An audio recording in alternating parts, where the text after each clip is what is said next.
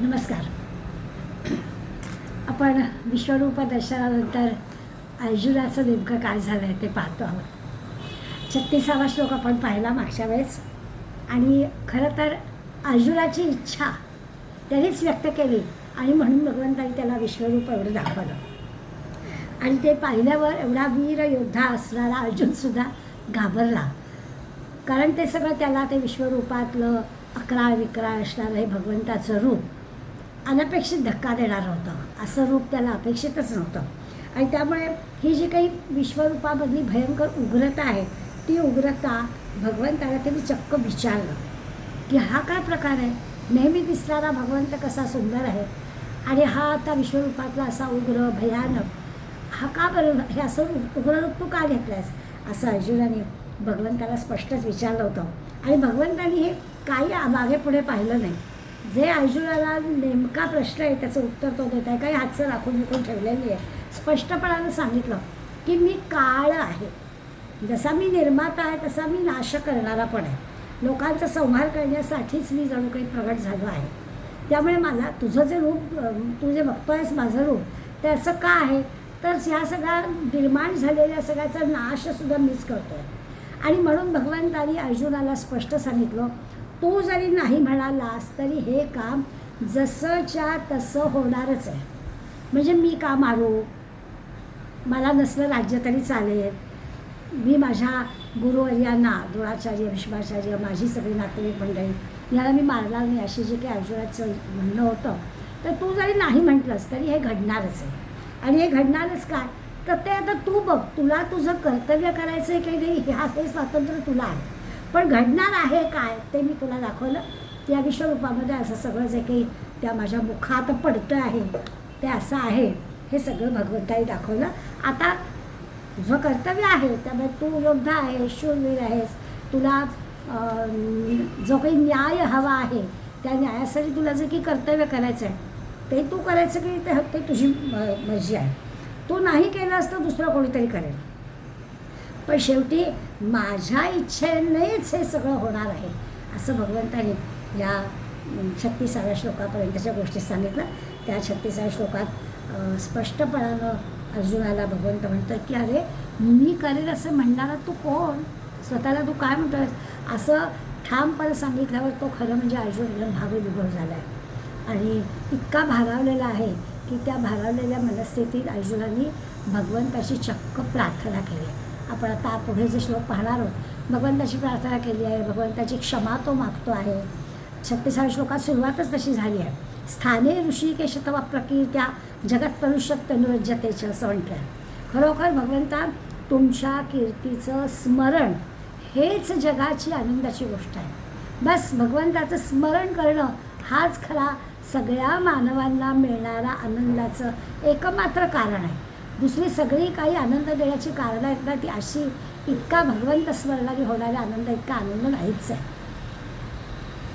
अवघा आनंदी आनंद विठ्ठल रखुबा आईचा छंदू, असं म्हटलं ते तेच आहे की भगवंताचं स्मरण करा, आनंदी आनंद तुम्हाला मिळाल्याखेरीज राहणार नाही. इतका आनंद दुसऱ्या कुठल्याच गोष्टीत मिळत नाही. असं हे भगवत स्मरण आनंद निर्माण करणार आहे. दुर्दैवानं काय आहे, तुमच्या आमच्या हे सगळं लक्षात येत नाही. खरा आनंद कशात आहे हे आपल्याला समजत नाही. जगत परुष्यती अनुरज्यतेचे, असं स्पष्ट म्हटलं आहे. भगवंताच्या नामस्मरणात जग रंगून जातं, इतकं स्पष्टपणाने अर्जुनाला हा अनुभव आला आहे म्हणायला हरकत नाही. आता आपल्याला अनुभव नसल्यामुळे आपल्या हे लक्षात येते. हा असा आनंदाचा अनुभव ज्यांनी घेतला आहे त्यांना हे कळतं, आपल्याला कळत नाही. संत मात्र आपल्याला सांगतात नाम घ्या, भगवंताच्या स्मरणात राहा. एकदा त्या भगवंताचं रूप असं छानपैकी बघा, डोळ्यात साठवून ठेवा. या एकदा पंढरपूरला, बघा त्या पांडुरंगाला, विसरून जा तुम्ही सगळे तुमचे दुःख, सगळे तुमचे कष्ट. असा हा अनुभव घ्या. त्या श्यामसुंदराच्या रूपात काय आनंद साठवला आहे तो अनुभवल्याशिवाय तुम्हाला कळणार नाही. गोड रूप आहे आणि त्या रूपामध्ये खरा आनंद आहे. एकदा त्या श्यामसुंदराच्या रूपात आपण रंगून गेलो की आपल्याला आनंद, दुसऱ्या आनंदाची दुसरी कुठली गोडी लागायचा प्रश्नच नाही आहे. असं खरं म्हणजे या भगवंताबद्दल आता अर्जुनाला पक्क कळलेलं आहे. आणि संत पण सांगतात सुरुवात तर करा, मनी नसे तर नसो, म्हणजे एखादंच नसतंच. त्या मनात नसलं तर नसलं, नाही मला अजून करा, पण वाचे तरी असो, वाचायला तरी नाव घ्यायला सुरुवात करा. मग हळूहळू होईल मनापासून सुरुवात, पण मुखाने तर सुरुवात करा, गोडी वाटायला लागते.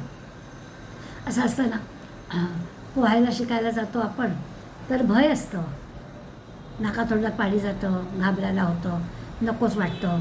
पण एकदा का त्या पाण्यावर तरंगण्याचा अनुभव, आनंद मिळाला की आपण अगदी पाय ओढीनं जातातच, की असं वाटतं नाही छान वाटतं, अर्धा तास पोहून आलं की मस्त वाटतं, असा अनुभव आपल्याला येतो. सुरुवातीला कदाचित कष्ट आहे, सुरुवातीला त्रास आहे, अगदी बरोबर आहे. आमच्या मुलीला आम्ही लहान, ती 5-6 वर्षाची होती, त्या मोठ्या कौतुकानं सायकल आणली आणि रस्त्यावर तर सायकल चालवायची काही हे नाही, म्हणून आपल्या बंगल्याच्याच आवारामध्ये तिला सायकल शिकवत होतो. आणि मग झालं 2-4 वेळा पडली, 2-4 कुंड्या वरत्या हे झालं. मी सांगितलं नव्हतं तुम्हाला सायकल आणायला, कशाला आणली असं पुन्हा पुन्हा, कारण त्या सायकलची गोडी कळली नव्हती. सायकल चालवण्यामधला आनंद काय आहे हे काही कळलेलं नव्हतं, म्हणून सगळे उत्तरं अशी होती. पण एकदा ती सायकल यायला लागली, हात सोडून यायला लागली, मग एकाच वेळेला पॅडल पण मारायचं आहे, बॅलन्सिंग पण करायचं आहे, वेळप्रसंगी सभोवती वाहनं तर घंटा पण वाजवायची आहे, आणि एवढं सगळं छान जमायला लागल्यावर त्याचा आनंद घेता आला. मग बारीक बारीक कामं जरी असली तरी सायकल जाणार, दळ आणायचं मी जाते, सायकल जाईल, भाजी आणायची मी जाते, सायकल जाईल, असं सुरू होतं मुलांचं. हे जसं आहे ना व्यवहारामध्ये, कुठलीही गोष्ट शिकताना त्याचा कष्ट आहे, त्रास आहे, एकदा ते यायला लागलं की मग मात्र तो आनंद आहे. अगदी याही क्षेत्रात असेल, त्या पांडुरंगाचं मनी नसलं तरी नाम घ्यायला सुरुवात करा. नाही ग्रंथाचा अभ्यास करायला सुरुवातीला गोडी वाटेल, पण तसंच रेटून करा, आपोआप त्याच्यामध्ये गोडी वाटायला लागेल, त्याच्यात आनंद वाटायला लागेल. की कुठेही घ्या, केव्हाही घ्या, अगदी उफराटं नाम घेतलं तरीसुद्धा फायदा आहे, असं संत आपल्याला सांगतात. या अर्थाने विचार केला तर आता आपल्याला इथून पुढले सगळे जे श्लोक आहेत त्या सगळ्या श्लोकांमध्ये अर्जुनाला तर पक्कीच खात्री झालेली आहे. त्यामुळे आता अर्जुन भगवंताचं स्तुती करणारे, प्रार्थना करणारे, आपल्याकडे म्हणजे क्षमा याचना करताना आत्तापर्यंत काय चुका झाल्या त्याही सांगणारे, असे एक 10 श्लोक पुढले फार अर्जुनाच्या मुखातून भगवंताचं जे कौतुक येणार आहे ते गोड आपल्याला वाचायला मिळेल. आणि खरंच आहे, गीता, ज्ञानेश्वरीसारखे ग्रंथ सुरुवातीपासून अभ्यासावे, अगदी चांगलीच गोष्ट आहे. पण नाही, जे पान येईल ते, जो अध्याय येईल तो, जिथून आपल्याला वाटतं आहे तिथून सुरुवात करा, आणि तिथून सुरुवात केलं तरी देखील तो आनंद आपल्याला केव्हाही कुठल्याही ठिकाणी मिळू शकतो. याचं कारण आहे भगवंताचा कीर्तीचा प्रभावच हा असा आहे. आपल्याला आनंद मिळतो काय, याचं कारण असं आहे की त्याचा प्रभाव असा आहे. आपण मागच्या श्लोकामध्ये पाहिलं की ते असुर जे आहेत ना, असुर प्रवृत्तीची जी मंडळी आहेत ना, ती भीकदिशो द्रवंती, ती मात्र भयभीत होतात आणि दूर पळतात. आपण नाही दूर पळायचं, आपण काही असुर नाही आहोत. त्यामुळे स्पष्टपणानं तरी सांगितलं आहे की भीत कोणते, घाबरलेले कोणतं, असुर या भगवंताच्या प्रभावाला घाबरतात आणि इथे काही आपली डाळ शिजणार नाही आणि ते तिथून पळून जातात. सिद्ध संघ आहेत, थोरा मोठ्यांची गोष्ट, त्यांचा तर अनुभव वेगळाच आहे.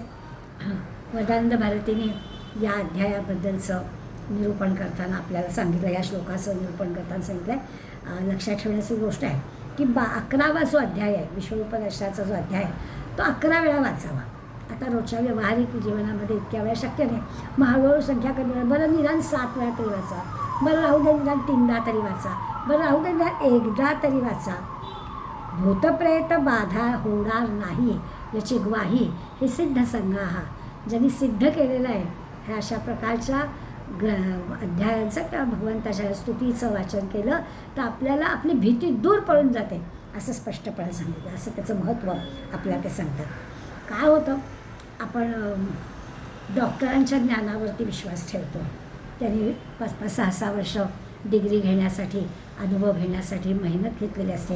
कुठल्या तरी मोठ्या डॉक्टरांच्या, अनुभवी डॉक्टरांच्या हाताखाली काम केलेलं असतं आणि त्यामुळे आपण काही आपल्याला शारीरिक हे झालं की आपण त्या अनुभवी डॉक्टरकडे, ज्याचं नाव आहे त्याच्याकडे आपण जातो आणि ते जे काही औषध देत आहेत त्या गोळीमध्ये काय आहे हे आपल्याला माहिती नसलं तरी देखील त्यांनी दिला याच्यावर आमचा विश्वास असतो.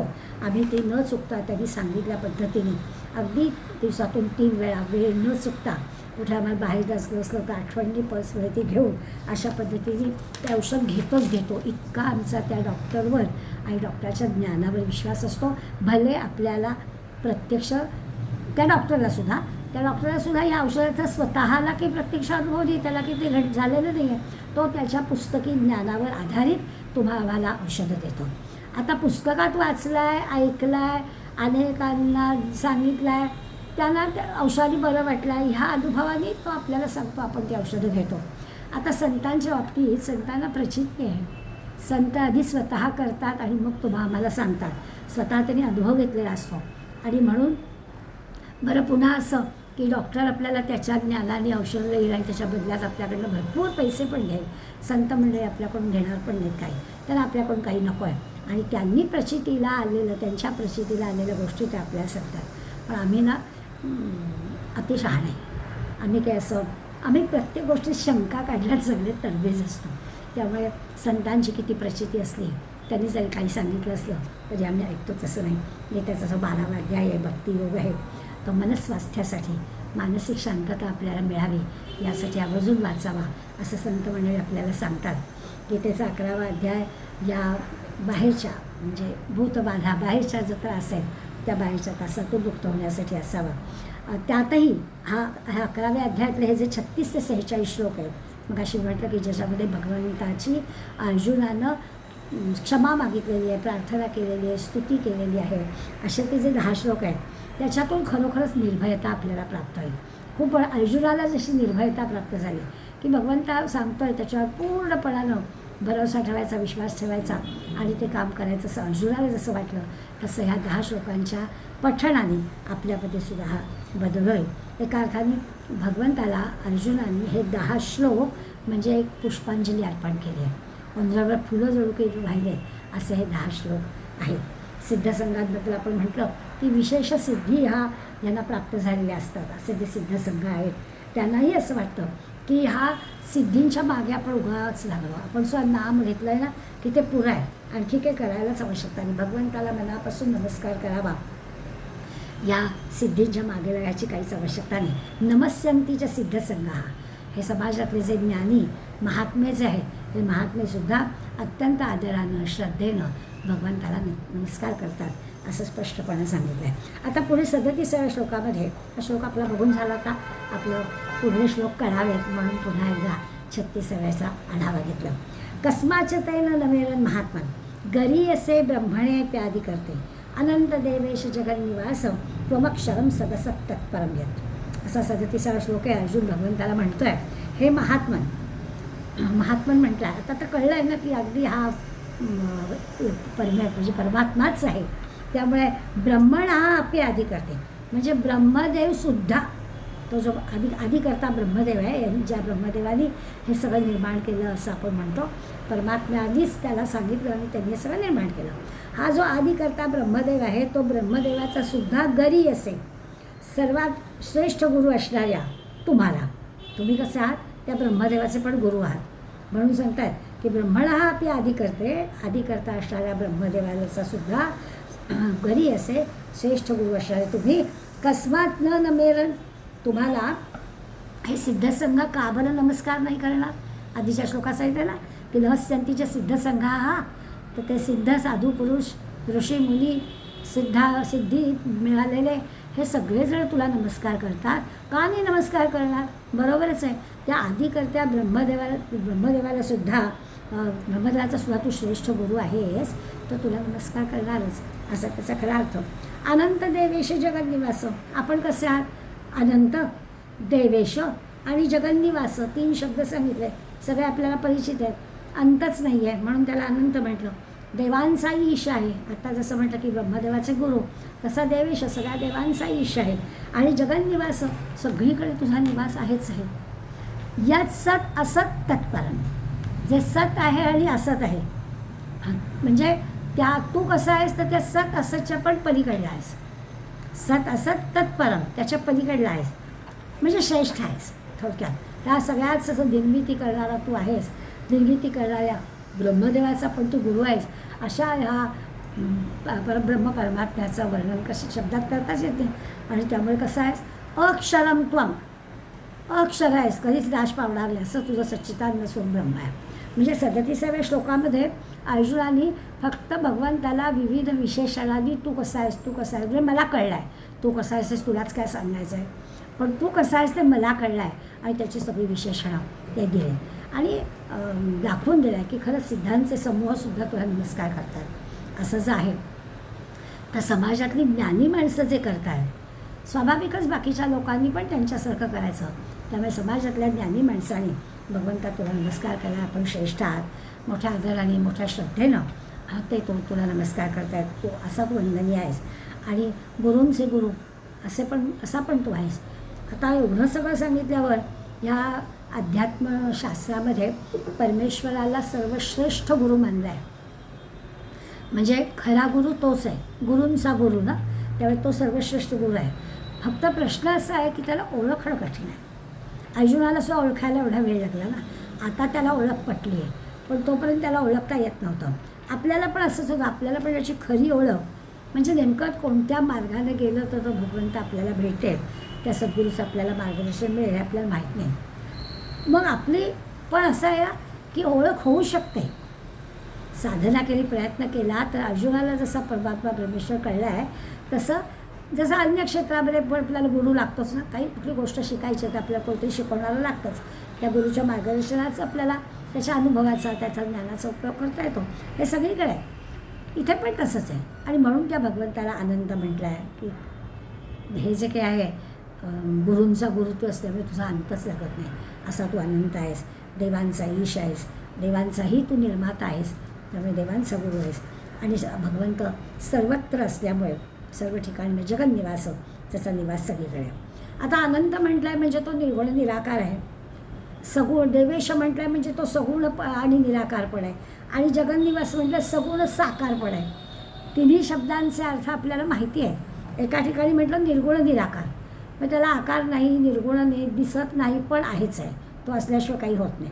म्हणून त्याला अनंत म्हटलं की त्याचा अंतच लागत नाही, सगळीकडे आहेच आहे तो, मग त्याला निर्गुण निराकार म्हटलं. पण लगेच देवेश म्हटलं देवांचा ईश, देवांचा तू निर्माता आहेस. मग देवांचा निर्माता आहेस याचा अर्थ काहीतरी सगुण म्हणजे आकार नाही आहे, पण तू सगुणातला आहेस, काहीतरी निर्माण करतो आहेस म्हणजे, म्हणून त्याला सगुण निराकार म्हटलं. मग निर्गुण निराकार पण तूच, सगुण निराकार पण तूच, आणि सगुण साकार म्हणजे जगन्निवास, सगळ्या जगतात राहतोस, हे सगळं दृश्य जग आहे ते पण तूच आहेस, त्यामुळे सगुण साकार पण आहेस. त्या ईश्वराचं शब्दात वर्णन करता येत नाही, कुठलेही शब्द वापरले तरी बरोबरच आहे, पण त्या एवढ्याच शब्दाने त्याची व्याख्या होत नाही. त्याला निर्गुण निराकार म्हणावं तर सगुणात पण आहे, नुसतं सगुण साकार म्हणावं तर सगुण असू जातो निराकार आहे. त्यामुळे सगळे शब्द वापरले की मग देवेश, जगन्निवास आणि अनंत या तिन्ही शब्दाचा आपल्याला अर्थ कळतो. अक्षर पण म्हटलं आहे.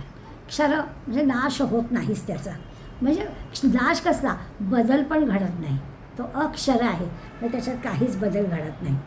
सत असतच्या पलीकडलं म्हणजे दोघांनी सतला पण आणि असतला पण आधार देणारं असं विलक्षण एक श्रेष्ठ तत्त्व म्हणजे हे परब्रह्म आहे, असं अर्जुनाने भगवंताचं सुंदर वर्णन सगळ्यात केलं.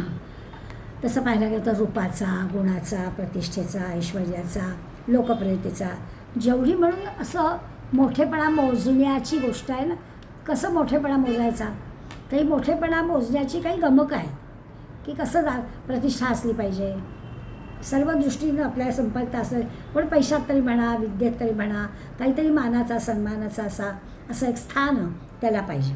आणि हा भगवंताजवळ या परमात्म्याची सगळ्या गोष्टी आहेत. आपण एखाद्या माणसाला मोठं म्हणतो आणि म्हणतो नेहमी अत्यंत विद्वान आहे म्हणून त्याला मोठं म्हणतो, एखाद्याला पद असेल तर म्हणून त्याला मोठं म्हणतो. भगवंताजवळ ह्या सगळ्या गोष्टी आहेत. सगळं भगवंता कृष्णा तुझ्या ठिकाणी असं एकवटलेलं आहे, काही नाही असं नाहीच, सगळे गमक एकाच ठिकाणी आहेत.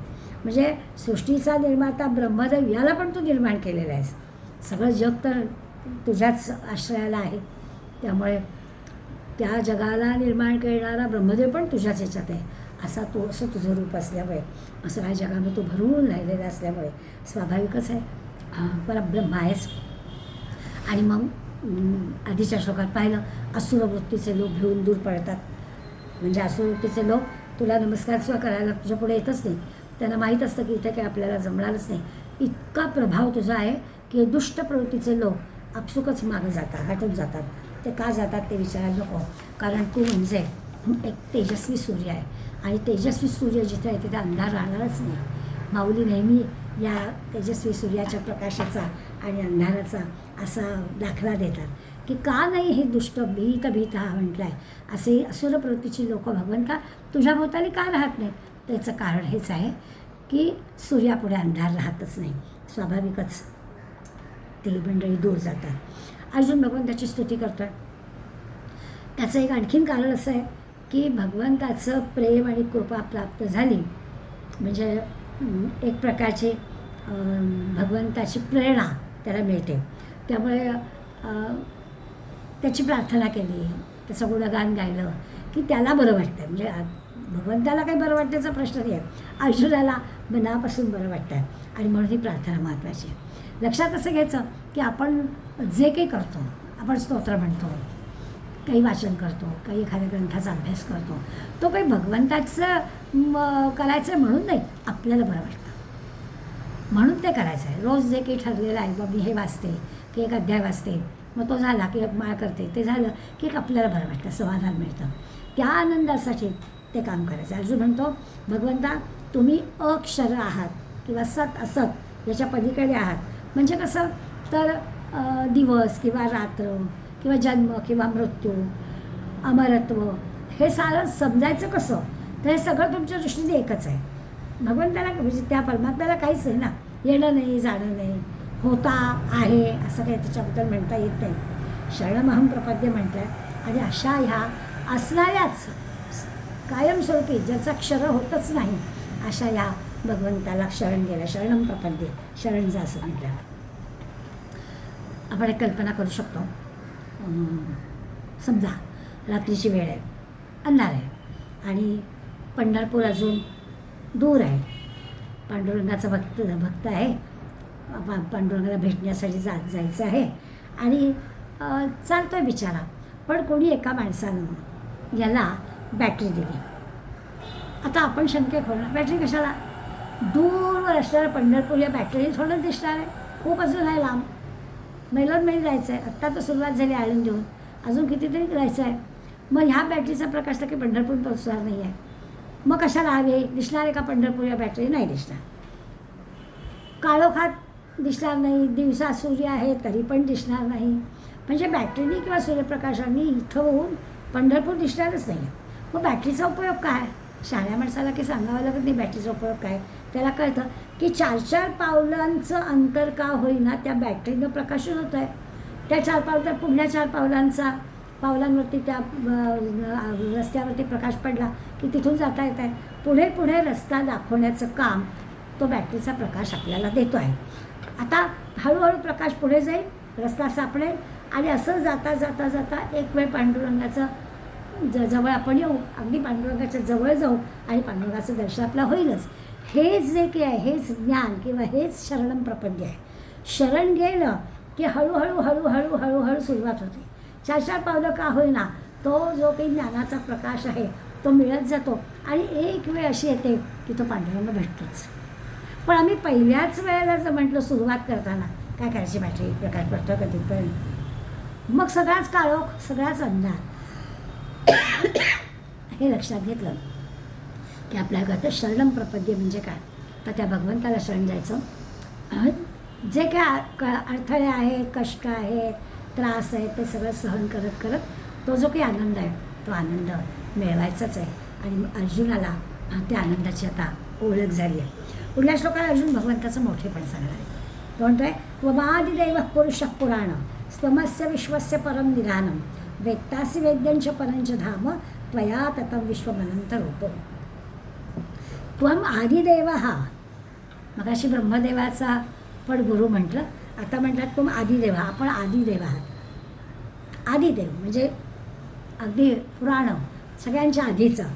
त्वम पुराण हा पुराण पुरुष, पुराण आहात, पुराण पुरुष आहात. म्हणजे अगदी सनातन असं हे पुरुषतत्व म्हणजे तुम्ही आहात. भगवंत कसा आहे, खरं तर अनिर्वाच्य आहे, वाचन शब्दामध्ये सांगता न येणार आहे, पण तरी देखील त्याचं वर्णन अर्जुन करतो आहे आणि म्हणतो आहे तुम्ही आदिदेव आहात, पुराण आहात आणि असं सनातन पुरुषतत्व तुम्ही आहात.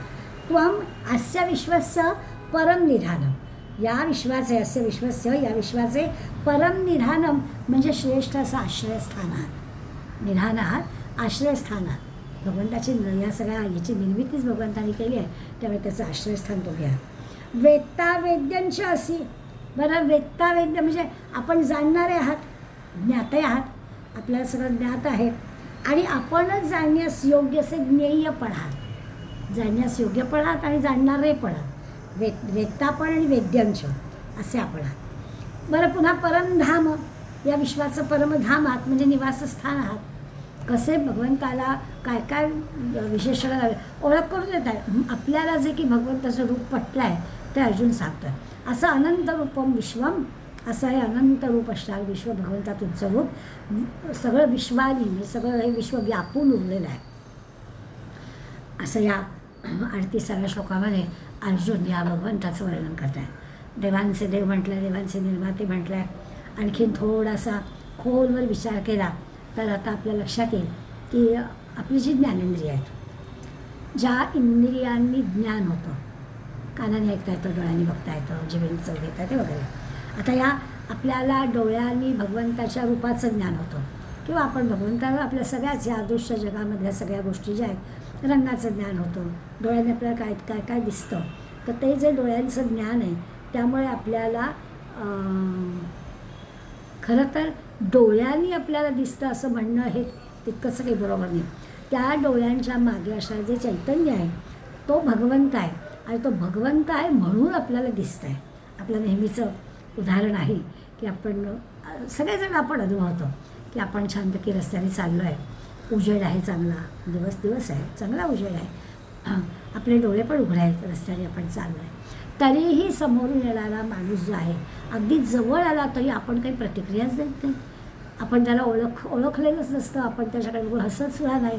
मग तो अगदी जवळ आल्यावर आपल्याला खुडा करतो काय आहे आणि मग आपण अरे माझं लक्ष नव्हतं, असा आपला नेहमीचा अनुभव आहे, सगळ्यांचा आहे. आणि तेव्हा लक्ष नव्हतं असं म्हणतो, ते जे की आहे म्हणजे उजेड आहे, दिवस आहे किंवा काय, डोळे आपले उघडे आहेत, आपण जागे आहोत चांगल्यापैकी, पण तरी देखील आपलं लक्ष नावाची गोष्ट नाही आहे. हे जे काही लक्ष नावाची गोष्ट आहे म्हणजे ती जी काही ईश्वरीय शक्ती आपल्या सगळ्या ज्ञानेंद्रियांच्या मागे आहे, ती ईश्वरीय शक्ती अर्जुन सांगतो की भगवंता हो ही तू आहेस, दिसत नसू दे पण या सगळ्याचं मूळ जे आहे ते तिथे आहे. डोळ्यांना सुद्धा त्याचं जे काम आहे ते करण्यासाठी आत शक्तिदेव, तो आदिदेव असला पाहिजे, ती शक्ती देणारा सगळ्याच ज्ञानेंद्रियाच्या बाबतीत हे आहे. फक्त डोळ्यांचं आपलं उदाहरण म्हणून घेतलं, सगळे ज्ञानेंद्रिय जी काम करत आहेत त्याच्या मागे असणारी ही आदिशक्ती, आदिदेव आहे.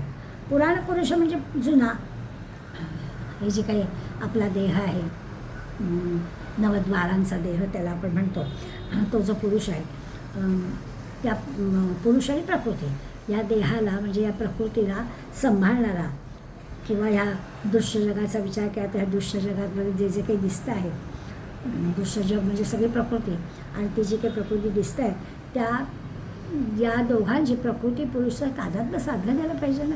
नुसता देह पण काही करणार नाही आणि आपलं नुसतं चैतन्य असून पण काही उपयोग नाही, तर त्या चैतन्याचं आणि ह्या देहाचं तादात्म्य, इंद्रियांचं तादात्म्य पावलं पाहिजे असं आपल्याला दिसतं. ते जे की आहे हे पुरुष, परत तो कसा, तो पुराण, जुना, पुराण कधीच जुना न होणारा, जुना या अशातला भाग नाही, पुराण तो जुना नाहीच आहे, असा तो पुराण पुरुष आहे, असा हा देहाशी तादात्म्य पावलेला आहे. म्हणजे आपण ज्याला जीव असं म्हणतो, हा जीव, त्या जीवरूपानं प्रत्येक शरीरात असणारा जो परमात्मा आहे, प्रत्येक शरीरात काय, प्रत्येक कणाकणामध्ये असणारा जो परमात्मा आहे तो परिपूर्ण आहे, स्वतंत्र आहे, स्वयंप्रकाशी आहे, तो आपल्या शरीरात आहे म्हणून आपली इंद्रिय कामं करतात आणि म्हणून आपण जिवंत आहोत, म्हणून आपल्याला हे सगळं ज्ञान होत आहे. असा हा जो पुराण पुरुष, पुरा आणि नवा असं म्हणूया, जुना पण नवीन, खरं म्हणजे जुना नाहीच, कधीच जुना नाही, असा सनातन नित्य नूतन असा हा परमात्मा आहे. विश्वस्य परम निधानम, विश्वाचं परमश्रेष्ठ असं निवासस्थान आहे. दिसायला म्हटलं तर सगळे शब्द सोपे आहेत. आता हे सगळे त्या ईश्वराला जोडायचे आहे. ईश्वर कसा आहे तर असं परम विधान आहे, सर्वश्रेष्ठ असं निवासस्थान आहे, विश्रांतीस्थान आहे. बरं, पुन्हा तुमचं आमचं सगळ्या विश्वाचं विश्रांतीस्थान, सगळं विश्व जे आहे त्या परमेश्वरामध्येच असतं आणि परमेश्वरामध्ये असल्यामुळे तेच त्याचं श्रेष्ठ असं स्थान आहे. परमेश्वर कुठे तर सगळ्या विश्वामध्ये, त्याचं असं एकच स्थान काय. तुम्हा आम्हाला आपलं तीर्थस्थानांची नावं घ्यावी लागतात किंवा घर म्हटलं तर घरातलं जे काही भगवंताची जी काही छोटासा कोणाला छोटीशी जी काही जागा ठेवली असते, एखादी फळी, त्या फळीवर असं आपण म्हणू, पण तसं नाही. सगळीकडे चराचर तर सगळीकडे आहे, त्याचं सगळीकडे स्थान आहे. परमेश्वर हे या विश्वाचं परम असं आश्रयस्थान आहे, सगळीकडे तो आहेच आहे. आणि तूच वेदता, तूच वेद्य, जाणणारा पण तूच आहेस, ज्ञान करून घ्यायचं आहे ते पण तूच आहेस. आपण जे त्रिपुटी म्हणतो ज्ञाता ज्ञेय ज्ञान, हे सगळं तूच आहे. म्हणजे ज्ञानाचा उल्लेख नाही आहे, पण ते गृहीतच धरलेलं आहे की सगळी त्रिपुटी म्हणजे एकच आहे. अजून म्हणतो भगवंत तूच तुला पाहतो आहेस, तूच तुला पाहतो आहेस. आपणच आपल्याला पाहायचं. आत विठ्ठल, बाहेर विठ्ठल, डावीकडे विठ्ठल, उजवीकडे विठ्ठल, दाही दिशांना विठ्ठल विठ्ठल, वरती खाली विठ्ठल विठ्ठल, असं ज्याला कळलं आहे त्याला परमेश्वर शोधायला लागणारच, सगळीकडेच तो आहे. म्हणून अर्जुन पण म्हणतोय भगवंता तूच तुला जणू काही पाहतो आहेस आणि तूच तुला जाणतो आहेस. हे तूच तुझं जे काही ज्ञान करून घेत आहेस ना, ज्ञाताही तूच, ज्ञेयही तूच, ज्ञानही तूच. आपण आपलं असं होतं कोणत्याही गोष्टी जाणून घ्यायचं झालं तर आपल्याला ज्ञानेंद्रिय, कर्मेंद्रिय, मनो, बुद्धी यांचेकडून आपल्याला जाणून घ्यावं लागतं.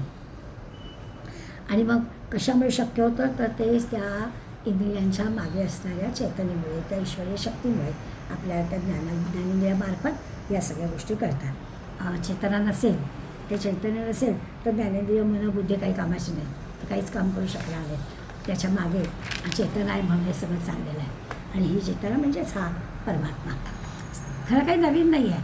आता हे अर्जुनाला जणू की सगळं समजलं आहे. मग अर्जुन एकत्रितरित्या 10 श्लोकांमध्ये भगवंताची स्तुती करत आहेत, भगवंताचं मोठेपण सांगत आहेत, भगवंताचं विशेष जे काही प्रार्थना आहे ती सगळी करत आहेत. परमधाम आहे म्हणे, परम म्हणजे श्रेष्ठ, श्रेष्ठ असं स्थान, श्रेष्ठ असं धाम, असं स्थान की पुन्हा ह्या जन्ममृत्यूची भानगड नाही. तुझ्या स्थानी गेलं असं तुझं स्थान आहे. मग मोक्ष म्हणा, निर्वाण म्हणा, सगळ्यात श्रेष्ठ स्थान. आणि ते धाम किंवा दुसरं धाम म्हणजे प्रकाशक, परमधाम म्हणजे सर्वश्रेष्ठ प्रकाशक असा भगवंता तू आहेस. आणि मग सर्वश्रेष्ठ प्रकाशक आहे, सर्वांना प्रकाश देणारा आहे, सर्वांना शक्ती देणारा असा तू आहेस, असं म्हणतात परमधाम असं पण म्हटलं आहे. त्वया ततं विश्वमनंतम. आता आणखीन काय तर हे अनंत रूप जे आहे ते विश्व भगवंतानं पूर्णपणानं व्यापलेलं आहे. वारंवार ही गोष्ट आपल्याला सांगितली आहे. आता अर्जुनाच्या तोंडाने नेहमी कसं असतं, नेहमी आपल्याला कोणीतरी हे सगळं पटवून देणं असतं. आता अर्जुनाला ते खात्रीनं पटलं आहे. ते अर्जुनच म्हणतो की अरे तुझं ना अनंत रूप आहे आणि नुसतं अनंत नाही तर असं अनंत रूप विश्व, सगळं विश्व व्यापून टाकलेलं आहे. भगवंता तुझ्या रूपाने हे सगळं विश्व व्यापून टाकलेलं आहे, अंतर्बाह्य व्यापलेलं आहे. तू नाहीस अशी जागाच नाही, असं हे सगळं अर्जुनाला पक्क पटलेलं आहे. प्रत्येक वस्तूची म्हणजे विश्वामधल्या प्रत्येक वस्तूची निर्मिती तूच केलेली आहेस आणि या विश्वातली प्रत्येक वस्तूही तूच आहेस. प्रत्येक वस्तूची निर्मिती तूच केली आहेस आणि ती वस्तू म्हणजे पण तूच आहेस.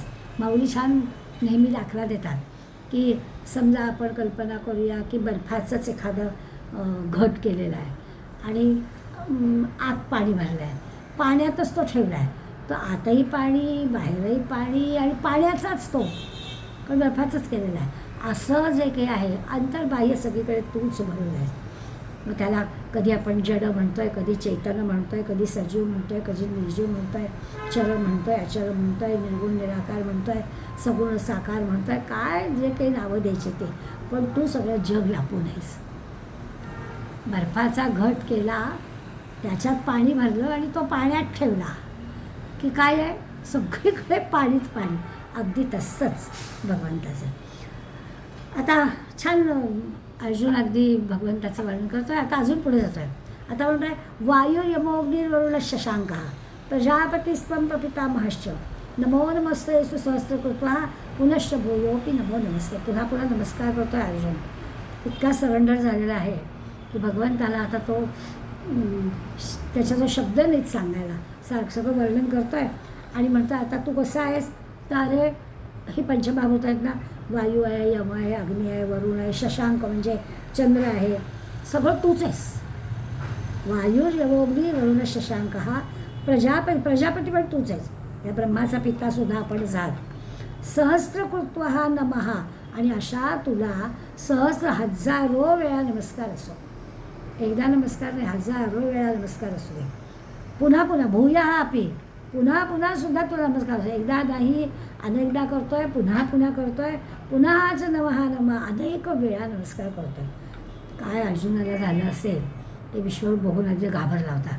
आता त्या विश्वरूपाचं थोडं काय कारण आहे ते त्याला कळलं आहे. त्यामुळे त्या भगवंताचं मोठेपण कळलं आहे. ते मोठेपणाचं वर्णन करतोय, पुन्हा पुन्हा पुन्हा पुन्हा नमस्कार करतोय. आता हे सगळं जे काही वायू, अग्नी, यम सगळ्यांचं वर्णन केलं आहे, का बरं? हे सगळं तूच आहेस असं का म्हटलं आहे, याचा पण आपल्याला विचार करायला हवा. म्हणजे खरं आहे. आता भगवंतानी अर्जुनासाठी काय काय केलं ते खरं अर्जुनाच्या कल्पनेपलीकडचं आहे. नुसताच काही तो काही रथाचा सारथी होऊन राहिला असं नाही, किंवा हे युद्ध व्हायला नको म्हणून जे काही आधी जाऊन काही कौरवांशी बोलणं करावं याच्यासाठी सुद्धा भगवंत गेलेले होते. एवढ्यापुरतंच काही त्यांचं काम आहे अशातला भाग नाही. तर खरंच आपल्यासाठी भगवंतानी काय केलं नाही, कल्पनेपलीकडल्या गोष्टी केल्या. त्यामुळे त्या भगवंताबद्दल अत्यंत आदर, भगवंताबद्दल अतिशय प्रेम असं अर्जुनाच्या मनामध्ये आहेच. त्यामुळे अशा सगळ्या भावनांनी खरं म्हणजे अर्जुनाचं मन भरून आलं आहे, संगतीत झालं आहे. सगळं जे काही तू कसं आहेस त्याचं वर्णन करत आहे. एकीकडे त्या विश्वरूपाचं 11-11 रूप तरी पाहिलं आहे, त्यामुळे तो घाबरलाही आहे. म्हणजे घाबरणं पण आहे आणि आदर आणि प्रेम आणि असं पण भगवंताबद्दल आहे. हे रूप त्यांनी का घेतलं याचं कारण पण त्यांनी विचारलेलं आहे. अशा सगळ्या संमिश्र भावनाने म्हणजे भीती जरी वाटली तरी देखील भगवंताबद्दल प्रेम आणि आदर आहे. मला आपल्या लहानपणची आठवण होते. मी गमतीनं म्हणते, आम्ही कोकणातल्या खेडेगावातल्या राहणारी मंडळी जी आहेत त्यांना माझं म्हणणं कळेल की आपल्याकडे घराची याच्या ओटी, पडवी, माझभर स्वयंपाकघर, मग मागचं पडवी, मागचं अंगण, आणि मग साध्या साध्या कामासाठी सुद्धा 2-4 पायऱ्या उतरून पडवीमध्ये जायला लागायचं. रात्रीची जेवढं काळोखच सगळीकडे असायचा. बरं मिट्ट काळोख, प्रत्येक ठिकाणी कुठंतरी कंदील किंवा अशी चिमणी बिमणी असेल ते घेऊन जावं लागायचं. आणि मग ते हात धुवायला जरी गेलं तरी ना भीती वाटायची. मातीची घरं, खाली जमीन, आणि त्यामुळे काय असेल. मग आजी सांगायची काही घाबरायचं कारण नाही आहे, रामाचं नाव घ्यायचं आणि जायचं. तर आता त्याचं मोठेपणी महत्त्व कळतं की तो सगळीकडे भरलेला आहे. आजीजवळ काही तत्त्वज्ञान नव्हतं. आजी भगवंत सगळीकडे आहे वगैरे वगैरे काहीच आम्हाला सांगत नव्हते. पण तो आहे ना, तू रामरक्षा म्हण की आपल्याला तो राम आपल्याला भीती घालवून टाकतो. असा एक संस्कार लहान वयामध्ये आपल्यावरती पडला आणि आपल्या लक्षात आलं की तेव्हा का विचारलं नाही, असं कसं होईल विचारलं नाही, त्या भीतीपोटी असेल. पण त्या अंधारामध्ये जायची जी काही हिंमत दाखवता आली त्यातली भीती सहजपणानं देवाचं नाव घेतल्यावर गेले असं होतं. इथे पण तसंच आपल्याला दिसेल की तो इतका संगतीत झाला, इकडे भगवंताचं नाव घेतो आहे पण घाबरलेला पण आहे. आता घाबरून तो भगवंताचं नाव घेतो आहे का, तर असं नाही. त्या विश्वरूपाचं हे कारण काय ते त्यांनी विचारलं आहे. आणि मग त्याच्या लक्षात आलं की आपल्यासाठी भगवंत काय काय करतो आहे. आणि ह्या भगवंताचा विचार केला तर या श्लोकामध्ये तर वायू तूच, यम तूच, अग्नी तूच, वरुण तूच, चंद्र तूच, सगळं तूच आहे असं म्हटलं आहे. असं भगवंताचं हे जे काही रूप आहे सगळीकडे तो भगवंत भरलेला आहे. या सगळ्या निसर्गातल्या ज्या शक्ती आहेत किंवा शक्ती देवता आहेत या सगळ्या शक्ती देवतांची नावं अर्जुनाने या श्लोकामध्ये घेतली. पहिलं जे वायूचं नाव घेतलं आहे, वायू म्हणजे वारा. आपल्याला कळतं की आपल्या देहाचा विचार केला तर आपली जी 5 शक्ती आहेत, प्राणशक्ती आपल्या आहे, या प्राणशक्तीच्या रूपानं तो असतो. वायू आहे भगवंत. आणि भगवंत वायुरूपानं या देहामध्ये वास करतो आहे. म्हणजे आपण जसं म्हणतात की रक्ताच्या कणाकणामध्ये, रक्ताच्या थेंबामध्ये नव्हे त्या पेशीमध्ये पण भगवंत आहे. आता आपण लक्षात घेऊ की आपले जे 5 प्राण आहेत, जे पंचवायू आपल्यामध्ये आहे, त्या वायूमध्ये वायूसुद्धा भगवंतच आहे. हा पण अनुभव आपण घेतो. या वयाच्या मंडळीला कधीतरी छानपैकी खरं म्हणजे झोप लागलेली असते आणि पटकन पोटरीमध्ये गोळा येतो आणि मग जी काही थोडा वेळ अशा काही वेदना होतात त्यावेळेला तो जो वायू आहे तो भगवंत आहे त्या भगवंताची आठवण झाल्या की जात नाही. तर आपल्या शरीरामधली ही जी शक्ती आहे त्या प्राणशक्तीमुळे आपण जिवंत आहोत ना. तर ती प्राणशक्ती अर्जुन म्हणतो ही प्राण धारण्याची जी शक्ती आहे ना ती भगवंता तूच आहेस, आपणच आहात. खरं तर वायू ही प्रेरणा देणारी शक्ती आहे. त्यामुळे ती शक्ती म्हणजे भगवंत आहे असं आपल्याला कळेल. दुसरंच आहे ते दुसरं नाव घेतलं आहे यमाचं. खरं यम म्हणजे आपल्याला जी मृत्यूची देवता वाटते तेवढ्यापुरतंच नाही, यम ही न्यायाची देवता आहे. आपण त्याला मृत्यूची देवता म्हणतो आहे, खरं म्हणजे त्याच्याकडे न्याय आहे. आपण इथे जे काही कर्म करतो आहोत त्या कर्माचं खरं जे काही सत्यासत्यता आहे ती तिकडे नोंद होते आणि म्हणून ती न्यायदेवता आहे. यमाचं दुसरं एक नाव आहे, यमाला दंडधर असं म्हटलं आहे. दंडधर म्हणजे काय, त्यांनी दंड धारण केलेलं आहे. न्यायदेवता जी आहे ना त्याचा जो दंड असतो म्हणजे शिक्षा देण्याचा पण अधिकार त्याला आहे. यमदेवाचं काम मोठं आहे, सगळी नोंद पण घ्यावी लागते. न्यायदेवता आहे त्यामुळे न्यायाने वागावं लागतं, शिक्षा पण करावी लागते. असा सगळा जो की येतो तू आहेस. एका अर्थाने खरं म्हणजे आपल्यावर त्याचा अनुग्रहच आहे. यमदेव शिक्षा करतायत एवढंच नाही म्हणायचं. तर यमदेवांची नियमन करण्याची जी काही शक्ती आहे, उगाच कोणाला ते शिक्षा नाही ते करत, आपल्या जे काही न्याय्य गोष्टी आहेत त्याप्रमाणेच करतात. त्यांची सत्ता सगळीकडे चालते. ही भगवंत म्हणत आहे की आपणच आहात. हे जे काही न्यायदेवतेचं काम आहे हे आपणच करतात. म्हणजे वायू आपणच आहात, यम आपणच आहात. तिसरं अग्नी म्हणत आहे. अग्नी कळतो आपल्याला, अग्नी म्हणजे तेज. आपण आपल्या देहातल्या महत्त्वाच्या जठराग्नी असंच म्हणतो की खरंच आहे ना. आपल्या ह्या देहाला अन्न जर लागत नसतं तर मजा आली असते, पण अन्न लागतं आपल्याला. वेळ पण चुकून चालत नाही. अन्नाची जी काही आपल्या आवडीची गोष्ट तशीच लागते, त्याच्यात पण बदलून चालत नाही. आणि त्यामुळे त्या जठराग्नीचा विचार आपल्याला चांगला करता येतो. त्या जठराग्नी म्हणजे त्या अन्नाने आपल्याला सगळी बुद्धी काय तेज प्राप्त होणार असतं. त्यामुळे आपल्या शरीरामधला जो जठराग्नी आहे तो जठराग्नीसुद्धा तूच आहेस, कारण तो अन्नपचनाचं कार्य करतो. अग्नी आहे तो अग्नी आपण घेतलेल्या अन्नाचं पचन कसं होत आहे हे सगळं त्याच्यामुळे होतं. आणि म्हणून भगवंत म्हणतात ही जी शक्ती अग्नीची जी शक्ती आहे या देहामधली ती पण तूच आहेस. वरुण म्हणजे जलदेवता, जीवनच म्हटलं आहे त्याला, पाण्याला जीवनच म्हटलेलं आहे. ती पण शक्ती तुझीच, त्याच्याबद्दल तर काही बोलायचीच आवश्यकता नाही आहे. पाण्यामुळे एक वेळ अन्नामुळे राहता येईल, पाण्यामुळे राहताच येणार नाही पाणी नसेल तर. त्यामुळे ती पण शक्ती भगवंत आपलीच आहे. शशांक म्हटलं आहे म्हणजे आल्हाद देणारा चंद्र.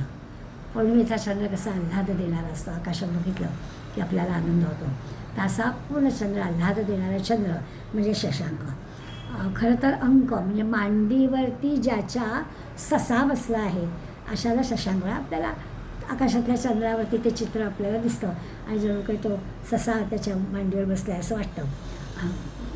पौर्णिमेच्या चंद्राकडे पाहिलं की त्यावरून सुद्धा त्याला शशांक असं नाव पडलं आहे असं काही मंडळींचं म्हणणं आहे. पण आपल्या लक्षात येईल की आल्हाद देणारा, बाकी ठीकच आहे. हा जो आहे चंद्र हा मनाचा स्वामी आहे आणि म्हणून चंद्राचा एक असा विशेष स्त्राव असतो. चंद्र उगवला की रात्रभरामध्ये तो वनस्पतींवर आपल्या स्त्रावाचा चांदण्यांच्या निमित्तानं तो वर्षाव करतो आणि सगळ्या ज्या वनस्पती आहेत त्या वनस्पती मानवाची प्राणीमात्रांची सगळ्या जीवांसाठी जी भूक आहे ती भूक भागवण्याचं काम करतात. म्हणजे वनस्पतीवर त्या चंद्राचा प्रकाश त्याचे चांदणं पडतं, त्यामुळे त्या वनस्पतींना मध्ये अन्न तयार होतं. अमृत वर्षाव असंच त्याला म्हणतात. आणि भगवंत जेव्हा विभूती सांगत होता त्या भगवंतानी विभूती सांगताना सुद्धा नक्षत्राणामहम शशी असं सांगितलं होतं की सगळ्या नक्षत्रांमधला जो चंद्र आहे तो मी आहे. कारण त्याचं कामच हे असं आहे की त्याच्या चांदण्यांमार्फत वनस्पतींच्या द्वारा अन्न तयार होतं आणि त्या अन्नावर आपण सगळेजण राहतो. आणि त्यामुळे तूच आहेस हे सगळं करणारा. कोण कोण आहेस तर अग्नी आहे, वरुण आहे, यम आहे आणि आता चंद्र पण आहे. शास्त्रामध्ये अन्नालाच अमृत म्हटलेलं आहे. त्यामुळे या अन्न हे पूर्ण ब्रह्म, त्या अन्नाचं महत्त्व आपण जाणतो. भूक भागवणारं हे अन्न तयार करण्याचं काम चंद्राच्या मार्फत होतं. म्हणून चंद्र वनस्पतींना हे जे काही देतो त्याच्यासाठी त्या चंद्राला भगवंतच म्हटलेलं आहे. स्वर्गलोकामध्ये जे काही ते समुद्र मंथनातून अमृत आलं ते सुद्धा त्याचंच आहे.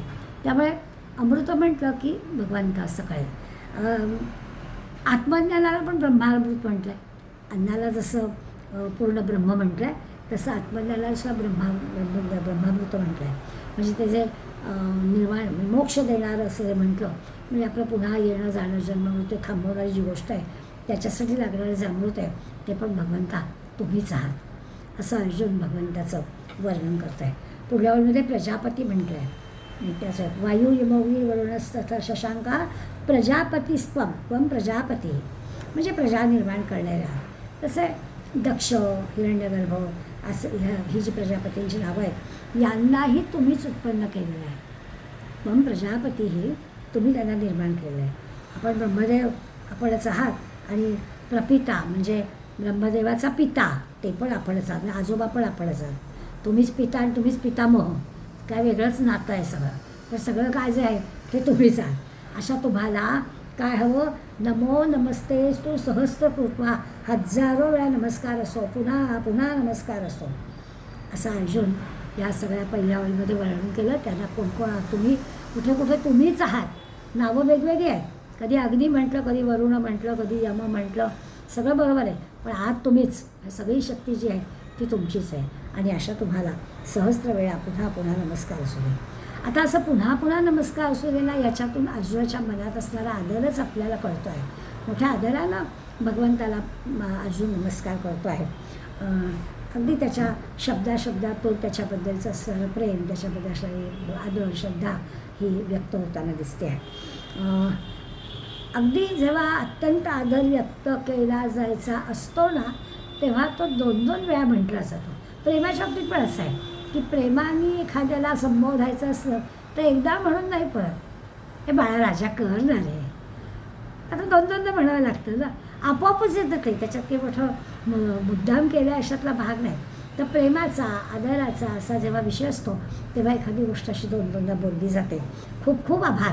आता खूप खूप कशा एकदा खूप म्हणलं तरी चालेल, पण आपले खूप खूप आभार मानायचे असं जर आपण म्हणतो याचं कारण ते आहे की एक चांगलं प्रेम दाखवायचं आहे, आदर दाखवायचा आहे. तर ते आपण असं 2-2दा व्यक्त करतो. कोटी कोटी प्रणाम असं म्हणतो. तर कोटी आधीच कोटी आणि त्यात पुन्हा कोटी कोटी असं म्हणतो. याच्या मागे ही पद्धत आहे म्हणण्याची, आदराचा प्रेमाचा असा 2-2दा उल्लेख करण्याची आपली पद्धत आहे. अर्जुन भगवंताला पुन्हा पुन्हा पुन्हा पुन्हा नमस्कार करतो आहे तो याचसाठी आहे.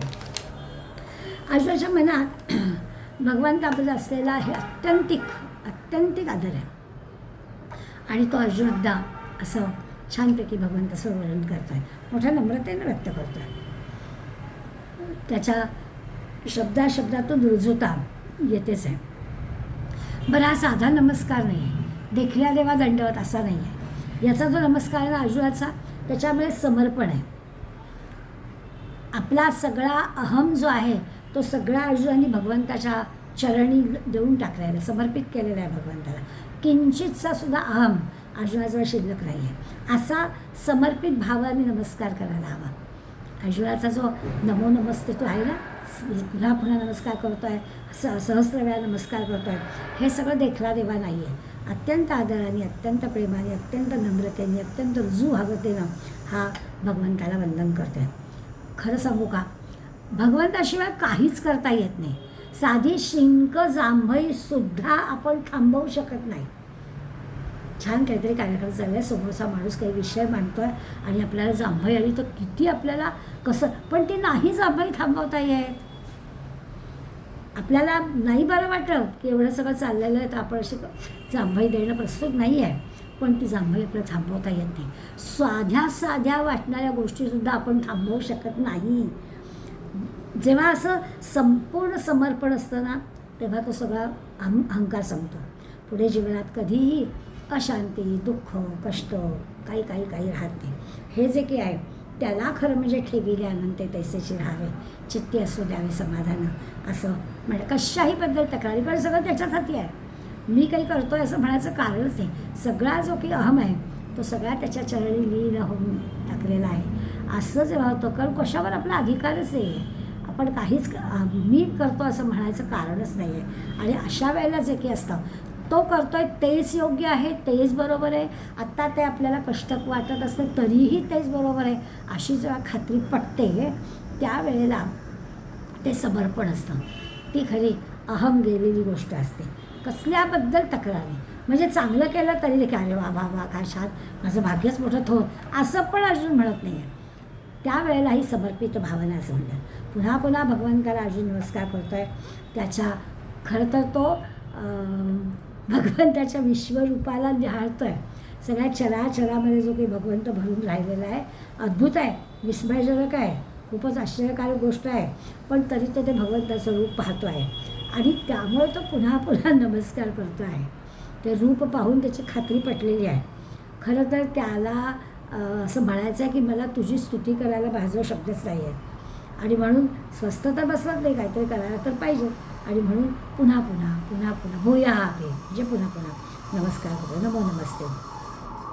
समोरून मागून पुढून सगळ्या बाजूने नमस्कार करतो आहे. मग अशी म्हटलं तसं खरं तर अर्जुन रथात आहे म्हणजे भगवंत पाठमोराच आहे आणि म्हणून पाठीमागून पण नमस्कार करा. कुठूनही नमस्कार केला तरी तो त्यालाच पोचतो याची त्याला खात्री पटलेली आहे.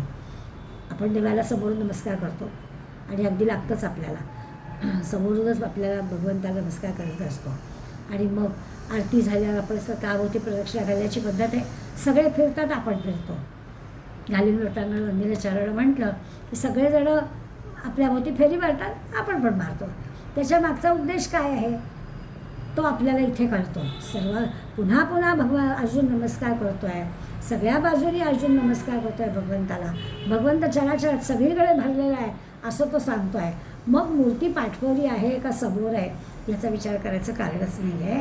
तो सगळीकडे जर भरलेला आहे म्हणून सगळ्या बाजूनी फेरी मारायची आणि सगळीकडे नमस्कार. कारण तू चराचरात सगळीकडे आहेसच आहेस, सगळ्या ठिकाणी आहेसच आहेस, सारथी आहेस. म्हणून फक्त तुला पाठीमागून मी मागून कसा नमस्कार करू, मग मी पुढे येतो असं नाही अर्जुन म्हणालेला. पाठीमागे सुद्धा भगवंतच आहे. आत्ता भगवंत सगुण रूप धारण केल्यामुळे आपला रथ हाकारायला तिथे आलेला आहे करायला, परंतु तो सगळीकडे आहेच आहे. त्यामुळे त्याला सर्व बाजूने सर्व दिशांनी पुन्हा पुन्हा सहस्र वेळा अर्जुन नमस्कार करतो आहे. एका अर्थाने अर्जुनाचा समोर असणारा भगवंत अर्जुनाला सांभाळतो आहे. अगदी पाठी राखा आहे. पाठीमागून पाठीशी जरी तो अर्जुन असला तरीसुद्धा भगवंत म्हणतो आहे तू माझ्या पाठीशीच राहा, मी तुला सुखरूप नेणार आहे. अशा अर्थाने सगळं रूपात असणारा भगवंताला पण अर्जुन नमस्कार केलेला आहे. पुढल्या श्लोकामध्ये नमः पुरस्तादथ पृष्ठतस्ते नमोस्तुते सर्वतैव सर्व अनंतवीर्यामित विक्रमस्तम सर्वं समाप्नोषि ततोऽसि सर्वः. अनंतवीर्य ते म्हणते. अनंत, आता एकदा अनंत शब्द येऊन गेला आहे, पण आता इथे अनंत सामर्थ्ययुक्त अशा तुम्हाला, इतकं तुमच्या जर तुम्ही अनंत आहात, तुमचा अंतच लागत नाही आणि तुमच्या असणारं सामर्थ्य पण अफाट आहे. ते सामर्थ्ययुक्त अशा भगवंताला मी नमस्कार करतो आहे असं म्हटलं आहे. आणि पुरस्तात आणि पृष्ठतः, पुढून आणि मागून. मग असे सगळीकडे तू आहेस त्यामुळे पाठीराखा असणाऱ्याला पण केलं. आता स्पष्टच सांगितलं की पुरस्तात, पुढून पण आणि पृष्ठतः मागून पण नमस्कार. सर्वतः आणि सर्वांच्या अंतर्यामी असणाऱ्या तुम्हाला सगळ्या बाजूनी मी नमस्कार करतो आहे असं अर्जुनाने या श्लोकात सांगितलं. अमित विक्रम हा म्हटलेला आहे. अमित विक्रम हा तो म्हणजे तुमचा पराक्रम कसा आहे तर तो अमित आहे, त्याला काही मर्यादाच नाही. अमर्यादित असं तुमचा पराक्रम आहे. त्यामुळे सर्व समाप्रोषी, सगळ्या विश्वाला व्यापून असणाऱ्या अशा तुम्ही सर्व रूप असणाऱ्या तुम्हाला मी नमस्कार करतो आहे असं 40व्या श्लोकात सुद्धा नमः असतो आणि अर्जुनाने नमस्कार केला आहे. आणखीन काही विशेषण भगवंताबद्दल सांगितलेले आहेत. सर्वव्यापी भगवंत आहे सांगून झालेलं आहे. सगळ्या बाजूने 10 दिशांना नमस्कार केलेला आहे, मागे पुढे असं सगळं केलेलं आहे. पण भगवंत की कोणाच्या मागे आणि कोणाच्या पुढे असं खरं संभवतच नाही आहे. तो जर सगळीकडे चराचरात आहे तर कोणाच्या तरी मागे असला तरी तो कोणाच्या तरी पुढे असणारच आहे ना. त्यामुळे सगळीकडेच तो भरून आहे. तर त्याला पाहायचं तर आपल्याला कसं शक्य आहे, कसं पाहणार. आत बाहेरचं तोच आहे. बघाची जी आपण माऊलींची उपमा आहे ते डोळ्यासमोर आणली तर आपल्याला कळेल की सगळीकडे तेच आहे. सगळीकडे पाणीच आहे तर त्याचं अस्तित्व वेगळं कसं दिसेल. पाण्याचाच घट पाणीच आतमध्ये आणि पाण्यातच ठेवलेलं आहे, तर त्याचं काय करायचं. पुन्हा याबद्दल आपल्याला की आत बाहेर तो असा भरलेला आहे आणि त्याचं जे ज्ञान आहे, त्याची जी माहिती आपल्याला आहे ती आपल्याला कशी घ्यावी लागते, तर आपण तेच बनून घ्यावी लागते. संत बनल्याशिवाय संत कळत नाही असं जे म्हणतात, तसं ते म्हणतात की परमात्मा कळायला आपल्याला त्याच्या स्वरूपातच जायला पाहिजे, त्याला कळलं पाहिजे, आत्मरूपातच ते आपल्याला कळेल. अगदी असं आपण अथर्वशीर्षामध्ये म्हणतो की अवपश्चातात अपपुरस्तात उत्तरातात दक्षिणातात, म्हणजे आपण काय आहोत तर सगळ्या दिशांना तो भगवंत आहेच आहे, मागे पुढे डावीकडे उजवीकडे दाही दिशांना तो आहे. इतकंच काय, आत बाहेरही आहे. त्या भगवंताला पाहायचं, त्या भगवंताला जाणायचं. पुढे अर्जुन म्हणतो तुम्ही अनंत वीर्य म्हणजे अत्यंत पराक्रमी आहात, तेजस्वी आहात. असा पराक्रम, असं सामर्थ्य आपल्याजवळ आहे. ते कसं सामर्थ्य, ते अजोड आहे.